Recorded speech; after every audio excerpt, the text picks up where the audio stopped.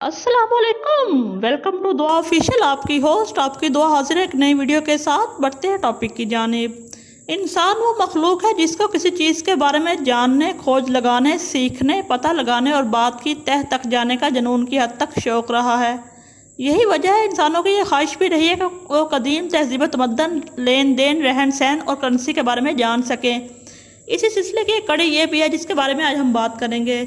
Israel के शहर यवान के महकमे आसार कदीमा की जानिब से खुदाई के दौरान 1100 साल पुराने सोने के सिक्के दरियाफ्त किए गए हैं। कहा जाता है इस वक्त खिलाफत अब्बासी का दौर था। दरियाफ्त किए गए सिक्के ज़ेर ज़मीन मट्टी के जार में मौजूद थे। रिपोर्ट के मुताबिक नौजवान रज़ाकार महकमा आसार कदीमा के लिए खुदाई कर रहा था कि ये कीमती सिक्के इसके हाथ लगे। सिक्कों पर कलमा तय्यबा यानी ला इलाहा इल्लल्लाह मुहम्मद रसूलुल्लाह लिखा हुआ वाज़ेह तौर पर देखा जा सकता है।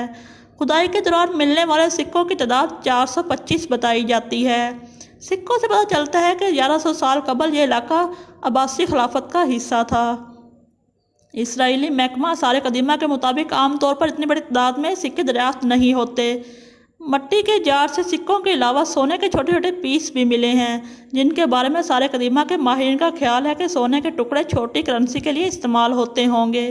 इनका वजन 850 ग्राम बताया जा रहा है। मिलेंगे नेक्स्ट वीडियो में, तब तक के लिए अल्लाह हाफिज़।